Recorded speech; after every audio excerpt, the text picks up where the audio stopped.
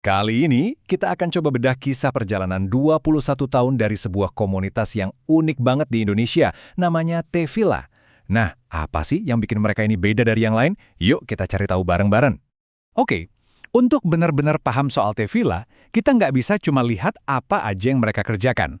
Kita justru harus mulai dari satu pertanyaan yang sangat mendasar.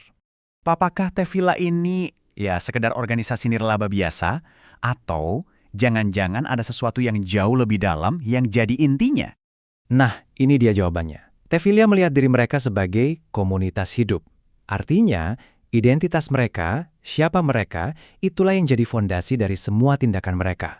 Oke, sekarang kita bahas lebih dalam gagasan inti mereka ini. Pentingnya memahami being atau keberadaan sebelum kita ngomongin doing atau tindakan. Jadi begini, mereka tuh percaya banget kalau identitas yang kuat atau yang mereka sebut being ini adalah kompasnya. Inilah yang ngasih makna dan arah ke semua yang mereka lakukan.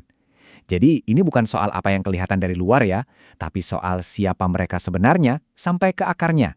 Jadi, poin paling penting itu ini, identitas mereka dibangun di atas keyakinan yang berakar kuat pada iman. Inilah komunitas yang sengaja hadir buat memberdayakan mereka yang sering terlupakan, merangkul semua generasi, dan punya nyali buat jadi perintis di daerah-daerah yang susah. Mereka menerima semua orang apa adanya, tapi juga menantang mereka untuk bertumbuh. Nah, bagian ini menarik banget. Gimana caranya mereka menerjemahkan identitas yang kuat tadi jadi sebuah cara berpikir? Jawabannya ada di 5 metafora yang keren ini, yang menggambarkan bagaimana mereka bergerak. Pertama, mereka itu seperti lampu pelita kecil. Bayangin deh, cahayanya mungkin nggak terang benderang, tapi justru di tempat yang paling gelap dan terpencil, cahaya sekecil apapun itu jadi sangat-sangat berarti. Kedua, seperti benih. Pertumbuhannya nggak selalu kelihatan langsung di permukaan kan?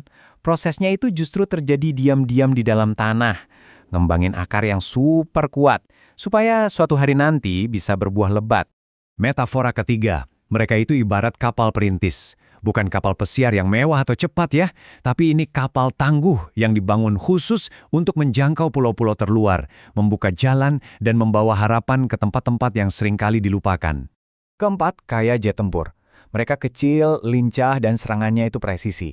Jadi fokusnya bukan pada program skala besar yang riuh, tapi pada misi-misi strategis yang tepat sasaran dan punya dampak besar. Dan yang terakhir, mereka seperti pasukan khusus, bergerak dengan disiplin tinggi dan keberanian penuh dalam misi-misi strategis di wilayah yang sulit ditembus.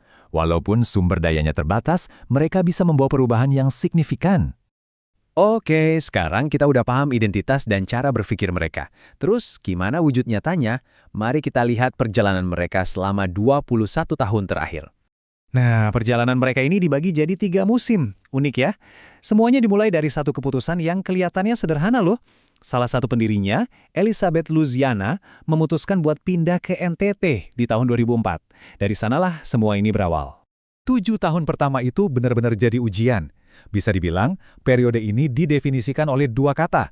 Keberanian untuk memulai segalanya dari nol di tempat yang asing, dan ketekunan buat terus jalan meski tantangannya luar biasa. Dari dana yang mepet banget sampai konflik internal yang menguji kekompakan tim. Tapi justru dari ketekunan itulah lahir pilar-pilar pelayanan mereka. Programnya bukan yang wah, tapi yang mendasar banget. Kelas-kelas pengajaran yang konsisten buat bangun kapasitas orang lokal.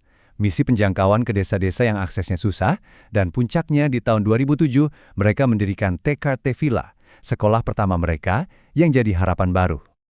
Nah, kutipan ini keren banget buat menggambarkan filosofi pendidikan mereka. Ini bukan cuma soal transfer ilmu, tapi soal transformasi. Ini soal pembentukan karakter. Mereka menerima orang apa adanya, tapi nggak membiarkan mereka diam di tempat. Setelah 2 dekade membangun fondasi yang kokoh ini, Tevila sekarang nggak diam di tempat. Mereka menatap ke depan, ke siklus selanjutnya, dengan sebuah visi yang lebih global. Target mereka kelihatannya sederhana, tapi sangat strategis. Setiap tahunnya, mereka ingin mengembangkan dan mengutus minimal 4-5 pekerja komunitas baru yang punya komitmen tinggi. Mereka inilah yang akan melanjutkan dan memperluas dampak yang sudah ada. Jadi, inti dari rencana ke depan ini adalah keberlanjutan. Fokusnya adalah memberdayakan generasi pemimpin baru, membuka komunitas-komunitas rintisan di lokasi strategis lainnya, dan memperluas dampak mereka lewat kemitraan global. Ini soal menanam benih yang buahnya akan dinikmati jauh di masa depan. Dan pada akhirnya, semua ini kembali ke identitas inti mereka, yang terangkum dengan sempurna di moto mereka, menjadi sebuah komunitas yang dibentuk oleh nilai-nilai luhur, hidup dalam kebersamaan yang solid, dan punya misi untuk membawa perubahan nyata di tengah masyarakat. Cerita Tevila ini kan akhirnya ninggalin kita sama satu pertanyaan reflektif yang kuat banget. Jangan-jangan dampak terbesar yang bisa kita kasih ke dunia ini justru dimulai dari hal yang paling dasar. Paham betul kenapa kita melakukan apa yang kita lakukan. Sebuah why yang jernih,